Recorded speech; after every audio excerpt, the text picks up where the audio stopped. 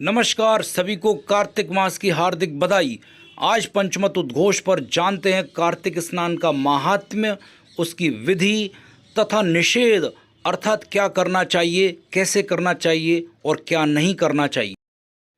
कार्तिक मास के महत्व को बताते हुए स्कंद पुराण में कहा गया है, न कार्तिक समो मासो न कृतेन समम युगम न वेद सदृशम शास्त्रम न तीर्थम गंगा समम। अर्थात कार्तिक के समान कोई दूसरा मास नहीं, सतयुग के समान युग नहीं, वेद के समान दूसरा शास्त्र नहीं और गंगा जी के समान कोई तीर्थ नहीं। अतः कार्तिक मास में स्नान का बड़ा ही महत्व है। सर्वप्रथम कार्तिक मास में स्नान करने की विधि को जानते हैं। कार्तिक व्रती को सर्वप्रथम गंगा, विष्णु, शिव तथा सूर्य का स्मरण करके जल में प्रवेश करना चाहिए एवं नाभि पर्यंत जल में खड़े होकर स्नान करना चाहिए। जो व्रती घर में ही स्नान करते हैं उन्हें स्नान के जल में थोड़ा सा गंगा जल मिला लेना चाहिए, तदुपरांत स्नान करना चाहिए। कार्तिक मास में पितरों का तर्पण करने से पितरों को अक्षय तृप्ति की प्राप्ति होती है। तर्पण के पश्चात व्रती को जल से बाहर आकर शुद्ध वस्त्र धारण कर भगवान विष्णु का पूजन करना चाहिए। अब जानते हैं कार्तिक मास में नित्य करणीय कार्यों के बारे में। कार्तिक व्रती को किसी नदी या पोखर में दीपदान करना चाहिए, तुलसी पूजन करना चाहिए, भूमि पर शयन करना चाहिए तथा ब्रह्मचर्य का पालन करना चाहिए। और अब जानते हैं कार्तिक मास में निषेध अर्थात क्या नहीं करना चाहिए। कार्तिक व्रती को लौकी, गाजर, कैथ, बैंगन आदि सब्जी व बासा, पराया अथवा दूषित अन्य नहीं खाना चाहिए।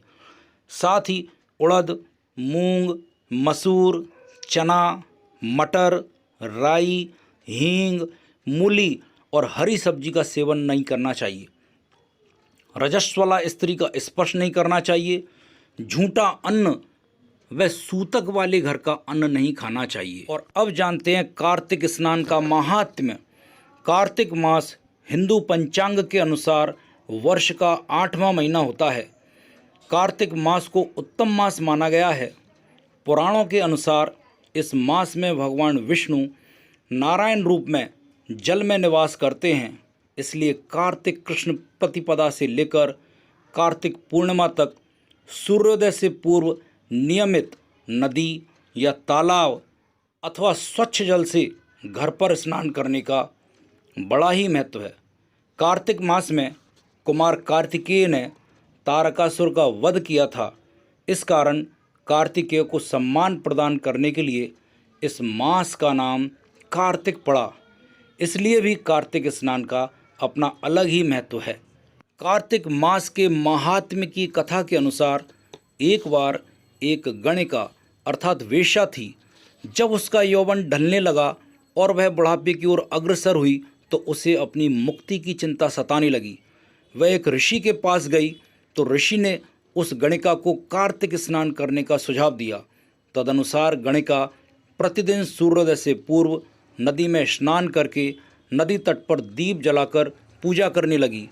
कार्तिक स्नान नियम पूर्वक करने का परिणाम यह हुआ कि जब वेश्या का अंत समय आया तब वह एक दिव्य विमान में बैठकर स्वर्ग को प्रस्थान कर गई।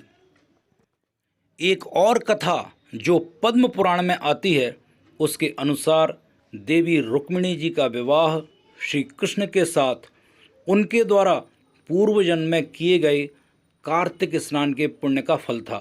पूर्व जन्म में रुक्मिणी जी गंगा तट पर रहने वाली एक विधवा ब्राह्मणी थी। वह नियमित रूप से गंगा स्नान करके तुलसी की पूजा एवं भगवान विष्णु का भक्तिपूर्वक ध्यान किया करती थी। कार्तिक मास की ठंड में स्नान करने के परिणाम स्वरूप उन्होंने इतना पुण्य लाभ अर्जित कर लिया कि वे अगले जन्म में श्री कृष्ण की पटरानी बनी और उन्हें देवी लक्ष्मी जी के समकक्ष स्थान प्राप्त हुआ। इसी प्रकार सत्यभामा जी ने भी पूर्व जन्म में कार्तिक स्नान किया, जिसके पुण्य परिणाम से वे अगले जन्म में श्री कृष्ण की अर्धांगिनी बनी। एक अन्य कथा के अनुसार शंखासुर नामक असुर ब्रह्मा जी से वेदों को चुराकर भाग रहा था। तभी वेद उसके हाथों से छूटकर समुद्र में प्रवेश कर गए। देवताओं ने आर्त होकर भगवान विष्णु से वेदों की रक्षा की प्रार्थना की। प्रसन्न होकर श्री विष्णु ने मीन का रूप धारण किया और कहा कि वे कार्तिक मास में वेदों सहित जल में रहेंगे तथा जो व्यक्ति कार्तिक मास में सूर्योदय से पूर्व स्नान करके नियमित पूजा पाठ करेंगे उन पर कुबेर भी कृपा करेंगे तथा जो भी भगवान विष्णु की पूजा करेंगे उन्हें यमलोक नहीं जाना पड़ेगा, वे सीधे वैकुंठ लोक की प्राप्ति करेंगे और वह आवागमन के चक्र से मुक्त हो जाएंगे। अतः कार्तिक स्नान का शास्त्रों में अत्यधिक महत्व बताया गया है, किंतु शरीर रुग्ण हो, वृद्धावस्था हो अथवा अन्य परेशानी हो तो व्यक्ति को साधारण रूप से ही ईश्वर का ध्यान एवं भजन करना चाहिए। पंचमत उद्घोष पर आपको ये कार्यक्रम पसंद आता है तो इसे YouTube पर सब्सक्राइब करें, फेसबुक पर लाइक शेयर तथा फॉलो करें। आपका बहुत बहुत धन्यवाद।